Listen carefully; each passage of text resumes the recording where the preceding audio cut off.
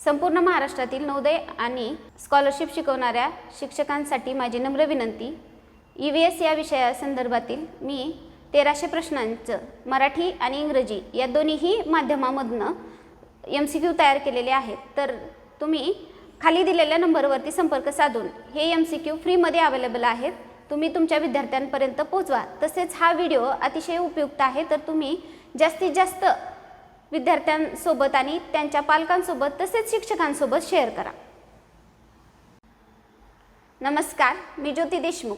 आज आपण नवोदय प्रवेश परीक्षेच्या EVS म्हणजेच परिसर अभ्यास या विषयातील पहिला चॅप्टर नैसर्गिक जग त्यामधील पहिला घटक वाहतूक पाहणार आहोत।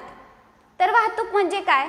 तर माणसे, प्राणी किंवा वस्तू यांना एका ठिकाणाहून दुसऱ्या ठिकाणी नेण्याच्या प्रक्रियेला वाहतूक म्हणतात।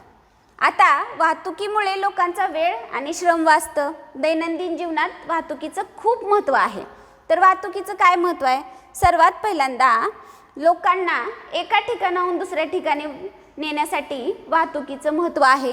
त्यानंतर वस्तूंची देवाणघेवाण करण्यासाठी वाहतुकीचं खूप महत्त्व आहे। त्यानंतर शाळा, रुग्णालय अशा ठिकाणी पोहोचण्यासाठी सुद्धा वाहतुकीचं महत्त्व आहे। वेळ आणि श्रम या दोघांचीही बचत होते, तसंच देशाच्या आर्थिक विकासाला चालना मिळते। आता बघा, आपण एक छोटासा प्रयोग करू। तुम्ही दररोज शाळेला जाता, बरोबर? तर शाळेला जाताना पहिल्या दिवशी तुम्ही काय करा? पायी जा तुमच्या शाळेमध्ये। त्यानंतर तुम्ही शाळेत जाताना तुमच्यासोबत काही वह्या, पुस्तकं, तुमचा डब्बा, दप्तर वगैरे या सर्व वस्तू असतात, बरोबर? मग पहिल्या दिवशी तुम्ही चालत जा, दुसऱ्या दिवशी तेच सामान तुम्ही सायकलवर ठेवा आणि तुम्ही सायकल घेऊन शाळेमध्ये जावा। त्यानंतर तिसऱ्या दिवशी तुम्ही तोच प्रवास, घरापासून ते शाळेपर्यंतचा प्रवास गाडीनं करा। आता मला सांगा, या आपण जे 3 प्रयोग केले, पायी जाणे, सायकलनं जाणं आणि त्यानंतर गाडीनं जाणं, यामध्ये तुम्हाला लक्षात आलं असेल की जर तुम्हाला घरापासून शाळेपर्यंत पायी जायचं असेल तर ते अंतर जाण्यासाठी तुम्हाला खूप वेळ लागला। सोबत दप्तर वाहून न्यायचं होतं, त्यामुळे ओझंही खूप वाटत होतं पाठीवर। पण जर तुम्ही सायकलवर जाताना तुम्हाला अनुभव आला असेल की दप्तरच्या ओझ्याचं तुम्हाला काही वाटलं नसेल, आणि तेच तुम्ही गाडीत गेल्यानंतर तर तुम्हाला काय मजाच आली असेल की एकदम कमी वेळेमध्ये पोहोचलात आणि सामान म्हणजे जे काही ओझं होतं त्या ओझ्याचा तर काही प्रश्नच आला नाही।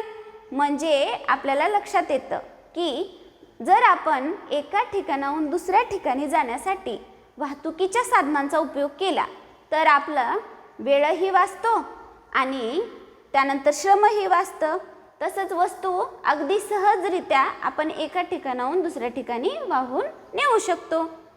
आता आपण दुसरा मुद्दा पाहणार आहोत, वाहतुकीची गरज का भासते?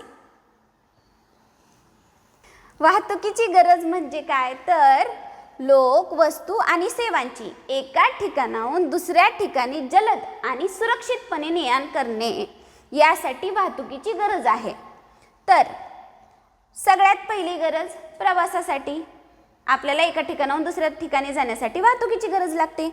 वस्तूंच्या वाहतुकीसाठी कुठलीही वस्तू असू द्या, आपल्याला एका ठिकाणाहून दुसऱ्या ठिकाणी नेण्यासाठी वाहतूक गरजेचीच आहे। त्यानंतर व्यापारासाठी, एका देशाचा दुसऱ्या देशाशी व्यापार किंवा एका शहरातून माल दुसऱ्या शहरात वाहून नेण्यासाठी वाहतुकीची गरज लागते। त्यानंतर शिक्षणासाठी, तुम्हाला शाळेत जाण्यासाठी वाहतुकीच्या साधनांची गरज आहेच। नंतर आरोग्य सेवांसाठी, कुठल्याही रुग्णाला दवाखान्यात नेण्यासाठी आपल्याला वाहतुकीच्या साधनाची गरज लागते। त्यानंतर शेतीसाठी, शेतीची कितीतरी कामे करण्यासाठी किंवा शेतीमधील माल इकडून तिकडे वाहून नेण्यासाठी आपल्याला वाहतुकीच्या साधनांची गरज पडते। त्यानंतर आपत्कालीन परिस्थितीमध्ये, जसे की पूर, भूकंप अशा ज्या काही आपत्कालीन परिस्थिती येतात, यामध्ये सुद्धा आपल्याला वाहतुकीची गरज पडते। त्यानंतर पर्यटनासाठी, आपण फिरायला वेगवेगळ्या ठिकाणी जातो तर दरवेळी आपल्याला वाहतुकीच्या साधनांचीच गरज पडते। देशाच्या आर्थिक विकासासाठी, देशाचा आर्थिक विकास करण्यासाठी वाहतुकीचे साधन सर्वात मोठा घटक आहे। त्यानंतर आपण पुढचा मुद्दा पाहणार आहोत, वाहतुकीचे प्रकार। वाहतुकीच्या मार्गांमध्ये मुख्य 4 प्रकार आहेत। रस्ते वाहतूक, रेल्वे वाहतूक, जल वाहतूक आणि हवाई वाहतूक. रस्ते वाहतूक आणि रेल्वे वाहतूक यांना आपण भूमार्ग म्हणतो. जल वाहतूकला जलमार्ग म्हणतो आणि वायू वाहतूकला आपण वायुमार्ग म्हणतो. रस्ते वाहतूक यामध्ये मुख्यतः कार, बस, रिक्षे, सायकल, मोटारगाड्या, ट्रक अशा वाहतुकीच्या साधनांचा उपयोग केला जातो. रस्ते वाहतूक म्हणजे जी वाहतूक रस्त्यावरून केली जाते त्याला आपण रस्ते वाहतूक म्हणतो. आणि रस्ते वाहतूक ही शक्यतो कमी अंतराच्या प्रवासासाठी वापरली जाणारी वाहतूक आहे.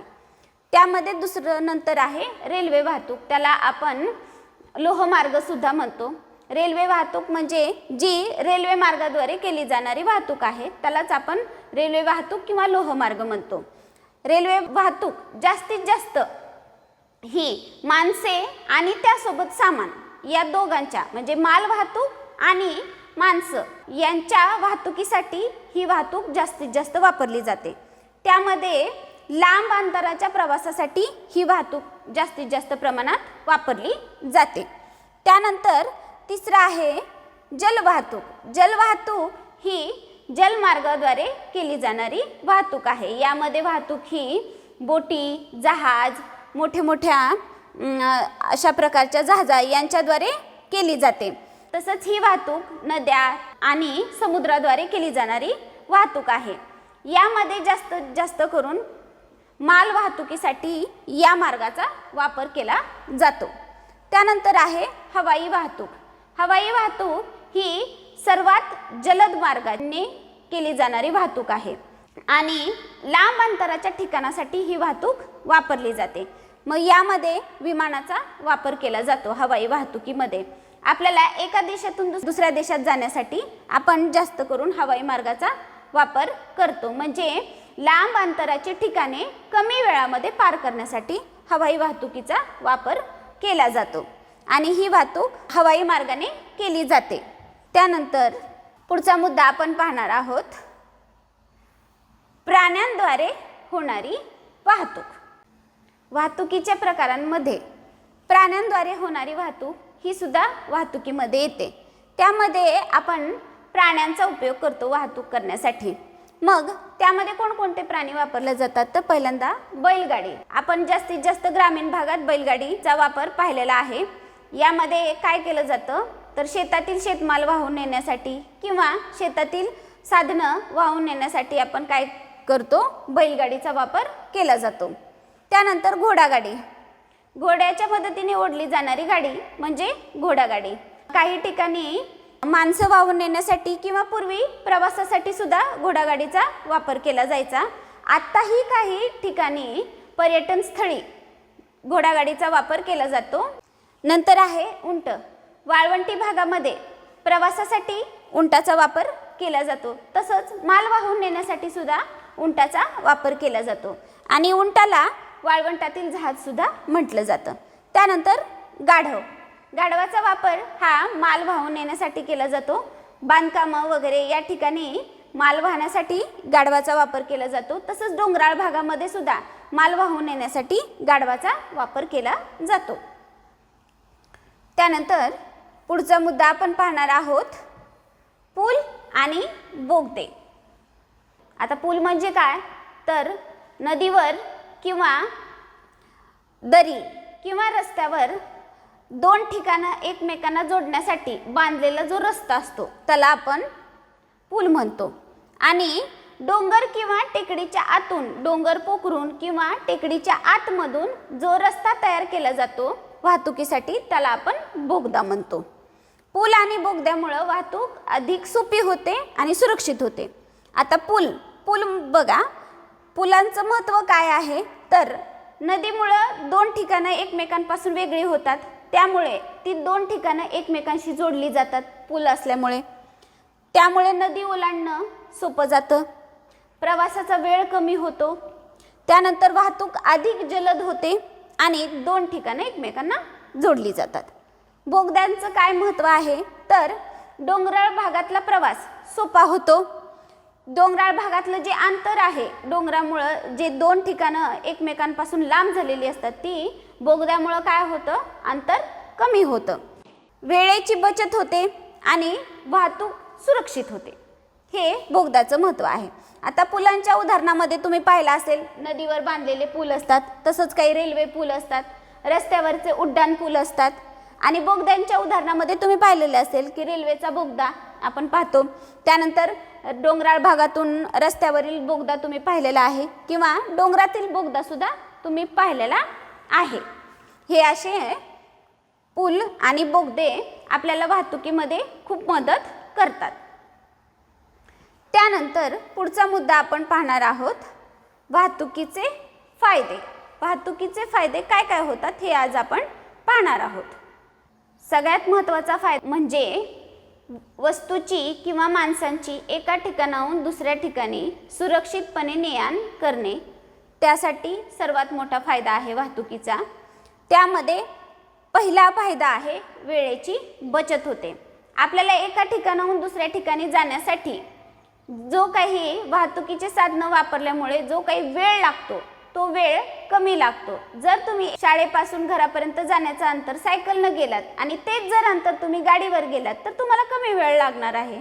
म्हणजे वाहतुकीच्या साधनांचा उपयोग केल्यामुळे काय होतं तर वेळेची बचत होते, तसंच श्रमाची सुद्धा बचत होते. लांबचा प्रवास सोपा होतो आणि दैनंदिन कामे सोपी होतात आणि लवकर होतात.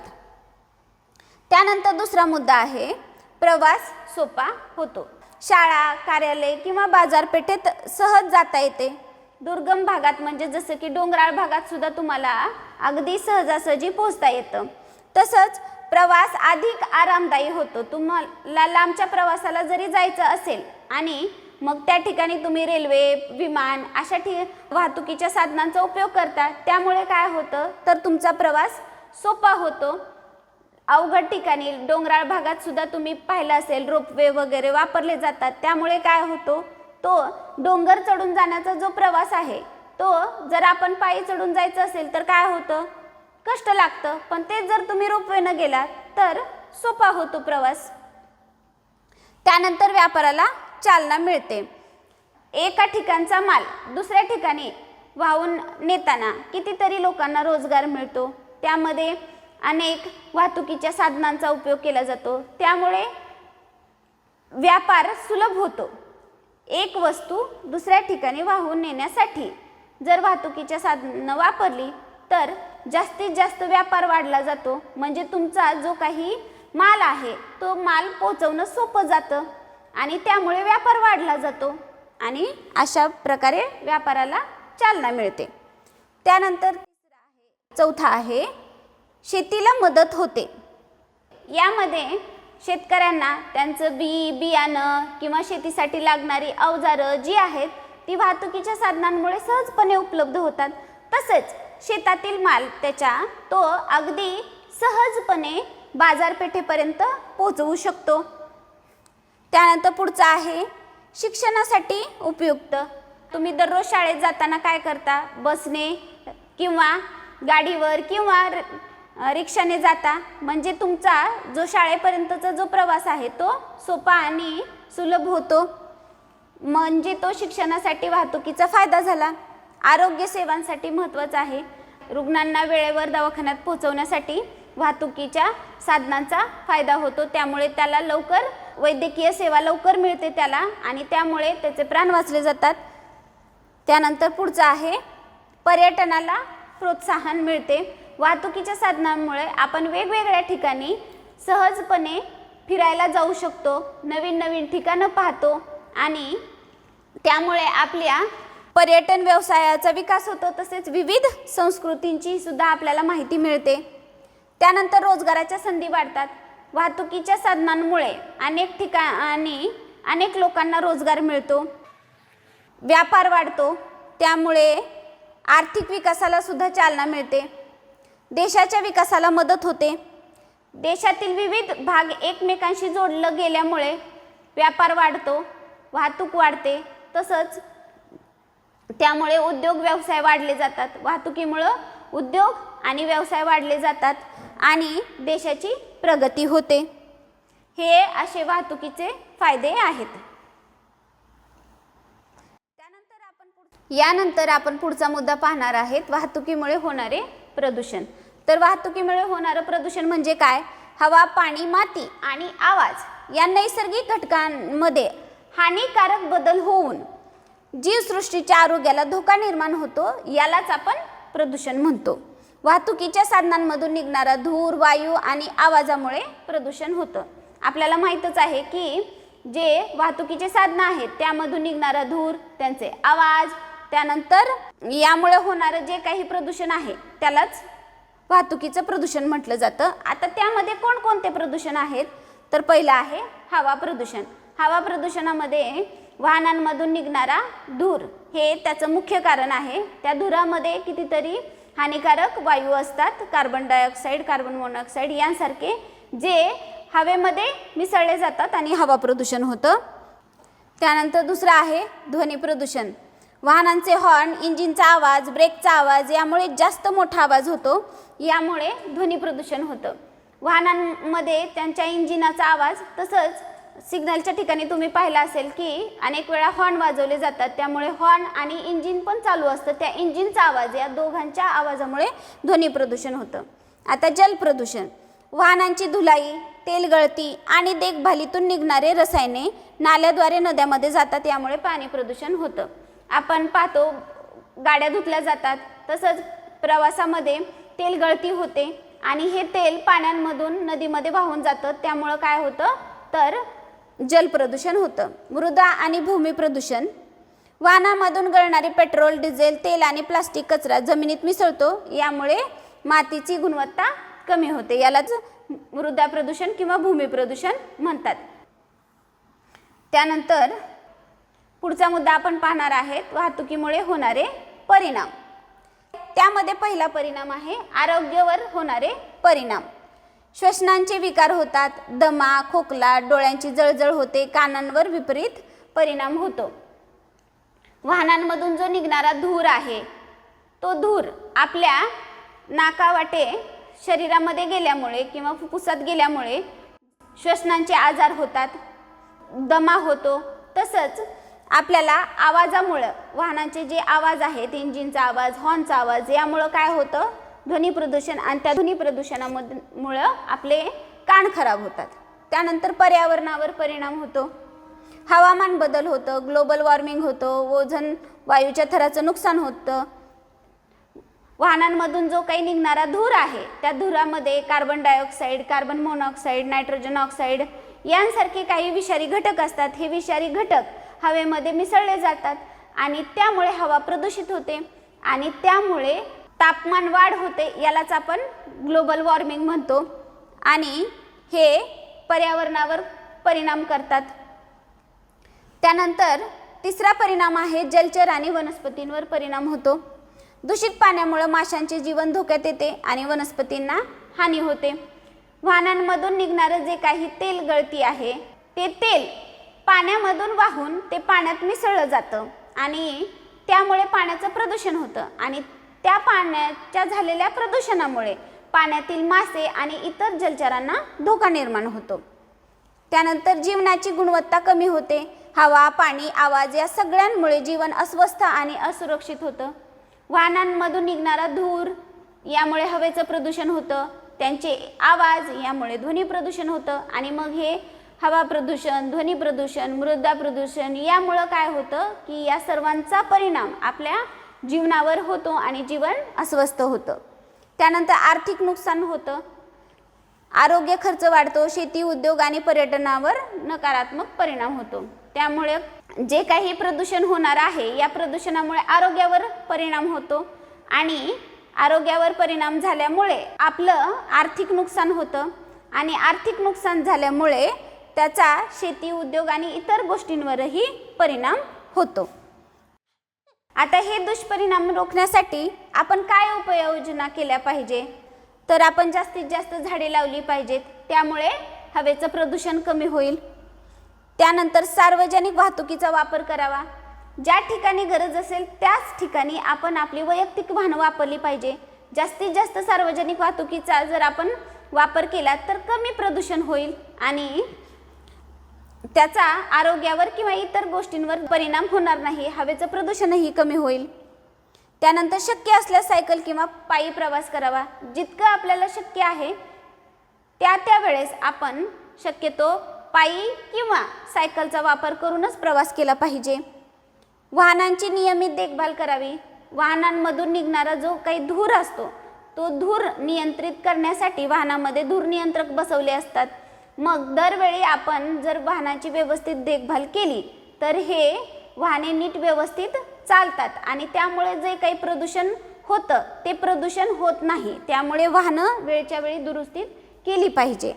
स्वच्छ इंधनांचा वापर केला पाहिजे. आपण जास्तीत जास्त LPG किंवा CNG यांसारखे नैसर्गिक साधने जर वापरली, अशा स्वच्छ इंधनांचा जर आपण वापर केला तर हवेचं जे होणारं प्रदूषण आहे वाहतुकीमुळे किंवा जे काही इतर दुष्परिणाम होणार आहेत ते दुष्परिणाम कमी होतील.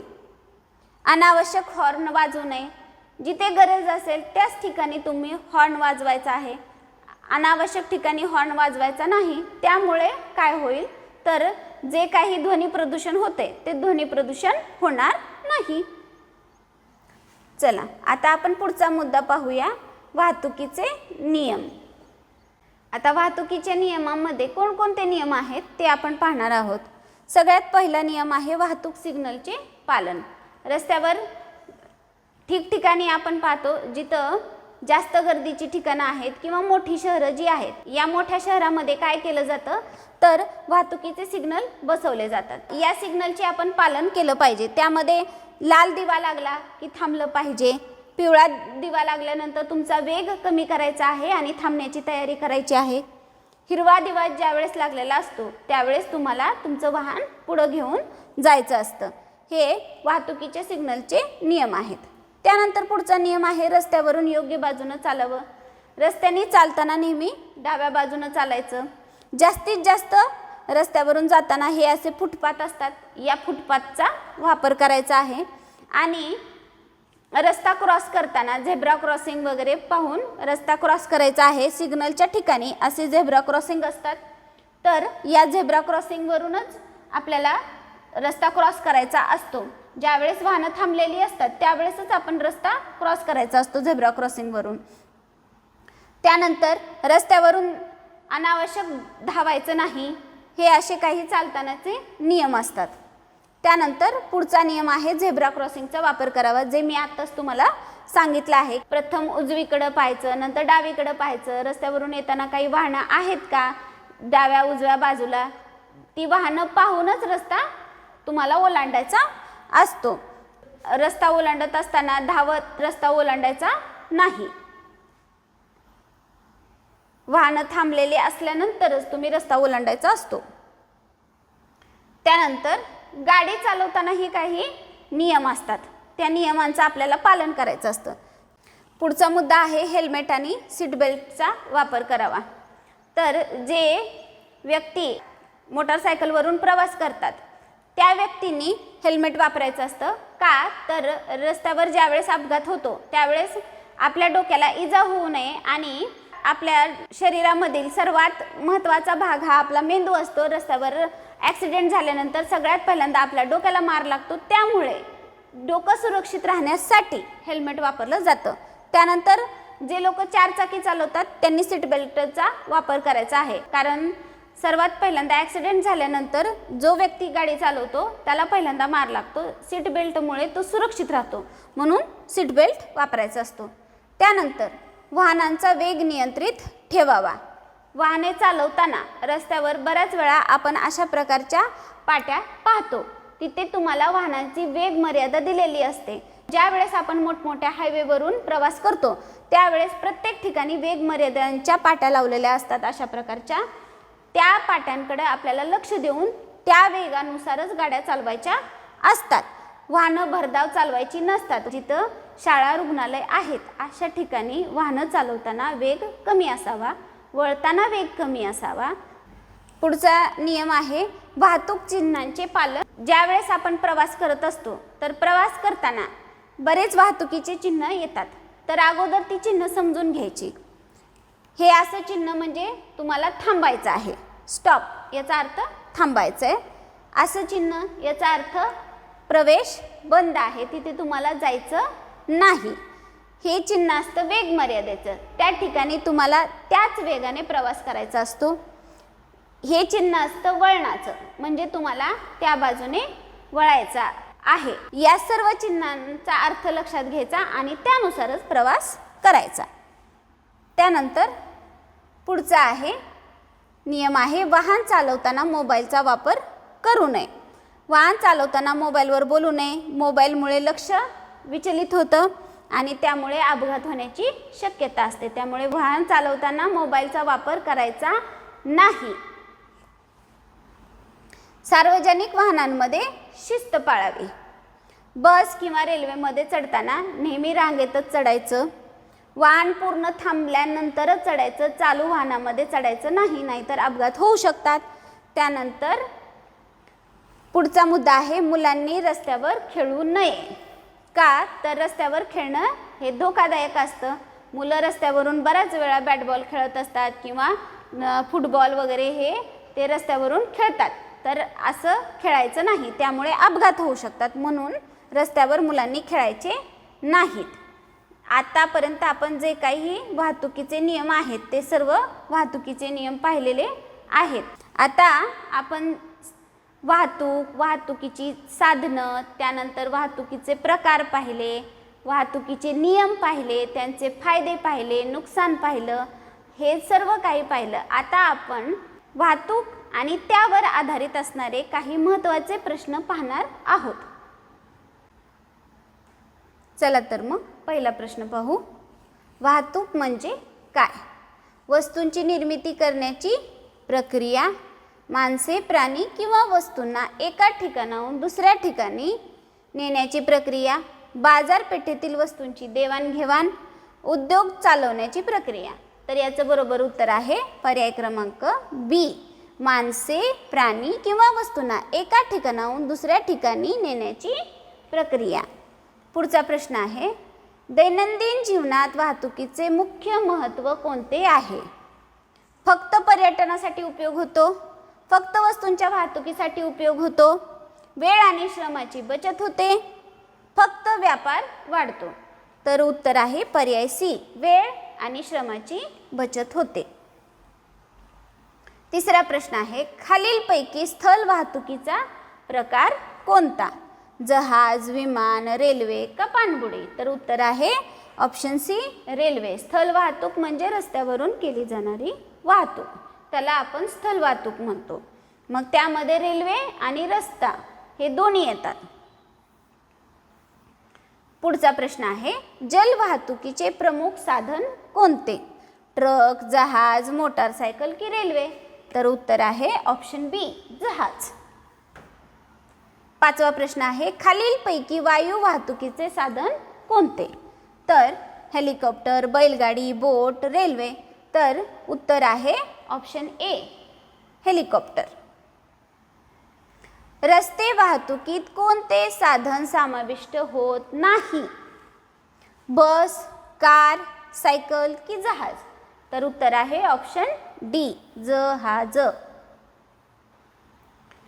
सातवा प्रश्न प्राण्यांद्वारे होणाऱ्या वाहतुकीत खालीलपैकी कोणता प्राणी वापरला जातो? हत्ती, उंट, वाघ की सिंह? तर उत्तर आहे ऑप्शन बी उंट. बैलगाडीचा वापर प्रामुख्याने कशासाठी केला जातो? समुद्र प्रवासासाठी, शेती आणि माल वाहतुकीसाठी, हवाई प्रवासासाठी का रेल्वे वाहतुकीसाठी? तर उत्तर आहे ऑप्शन बी शेती आणि माल वाहतुकीसाठी. प्रश्न 9 पूल कशासाठी बांधले जातात?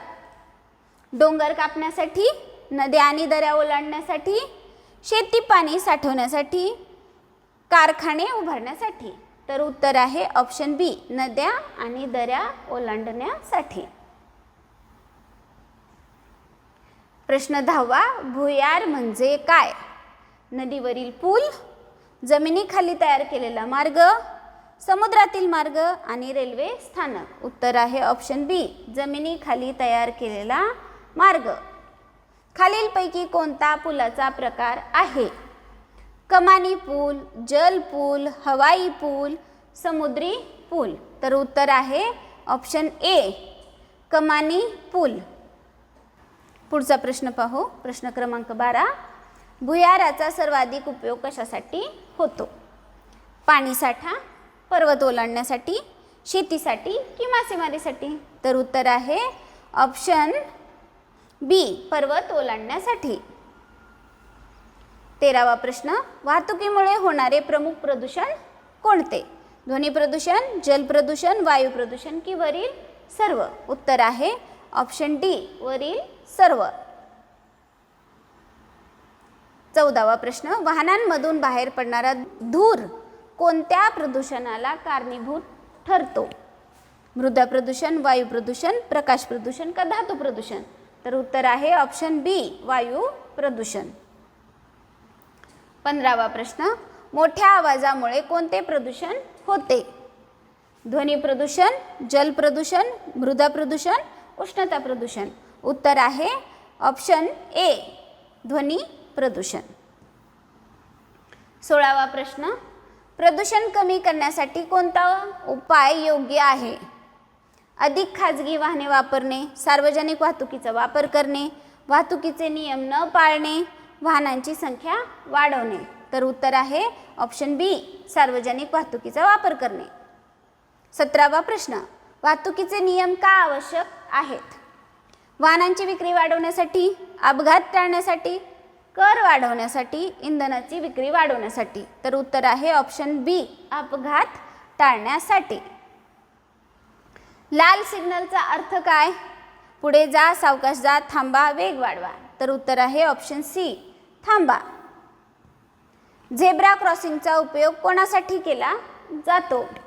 वाहनांसाठी, माल वाहतुकीसाठी, पादचाऱ्यांसाठी का सायकलस्वारांसाठी? तर उत्तर आहे ऑप्शन सी पादचाऱ्यांसाठी. वाहन चालवताना सीट बेल्ट का वापरावा? वाहनाचे सौंदर्य वाढवण्यासाठी, इंधन वाचवण्यासाठी, अपघातात सुरक्षितता मिळवण्यासाठी, वेग वाढवण्यासाठी? तर उत्तर आहे ऑप्शन सी अपघातात सुरक्षितता मिळविण्यासाठी. 21वा प्रश्न. दुचाकी चालवताना कोणती गोष्ट आवश्यक आहे? हातमोजे, टोपी, हेल्मेट की जॅकेट? तर उत्तर आहे ऑप्शन सी हेल्मेट. 22वा प्रश्न. रस्ता ओलांडताना कोणता नियम पाळावा? धावत रस्ता ओलांडावा, दोन्ही बाजूंना पाहून रस्ता ओलांडावा, वाहनांसमोरून जावे, मोबाईल वापरत रस्ता ओलांडावा? तर उत्तर आहे ऑप्शन बी दोन्ही बाजूंना पाहून रस्ता ओलांडावा. 23वा प्रश्न. सार्वजनिक वाहतुकीचा कोणता फायदा आहे?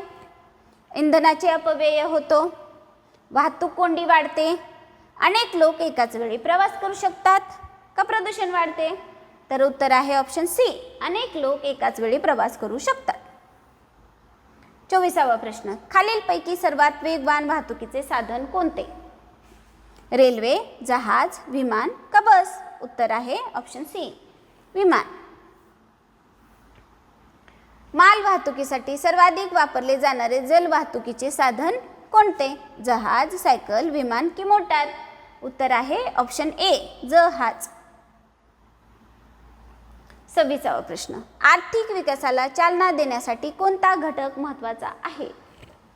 वाहतूक व्यवस्था, जंगलतोड, प्रदूषण की कचरा?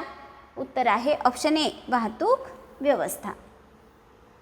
शाळा, रुग्णालय आणि बाजारपेठांपर्यंत सहज पोहोचण्यासाठी कोणती व्यवस्था महत्त्वाची आहे? सिंचन व्यवस्था, वाहतूक व्यवस्था, वीज व्यवस्था की संचार व्यवस्था?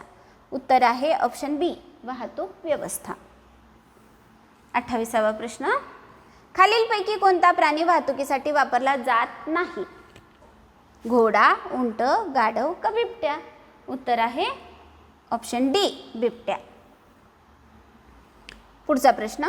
वाहतुकीमुळे होणाऱ्या ध्वनी प्रदूषणाचे मुख्य कारण कोणते? वाहनांचे हॉर्न, वृक्षारोपण, पाऊस का शेती? उत्तर आहे ऑप्शन ए वाहनांचे हॉर्न. 30वा. वाहतुकी संबंधी मुख्य संदेश कोणता आहे? वाहतूक केवळ प्रवासासाठी आहे, वाहतूक केवळ व्यापारासाठी आहे, वाहतूक दैनंदिन जीवनाचा महत्त्वाचा भाग आहे आणि नियमांचे पालन करणे आवश्यक आहे. वाहतुकीमुळे फक्त प्रदूषण होते? तर उत्तर आहे ऑप्शन सी. वाहतूक दैनंदिन जीवनाचा महत्त्वाचा भाग आहे आणि नियमांचे पालन करणे आवश्यक आहे. तर अशा पद्धतीने आज आपण वाहतूक आणि त्याविषयी सर्व माहिती घेतलेली आहे. त्यावरील प्रश्न उत्तर यांचाही सराव घेतलेला आहे. या सर्व घटकाचा तुम्ही नीट व्यवस्थितपणे अभ्यास करा आणि जर माझा व्हिडिओ आवडला असेल तर व्हिडिओ जास्तीत जास्त शेअर करा, लाईक करा आणि माझ्या चॅनलला सबस्क्राईब करा.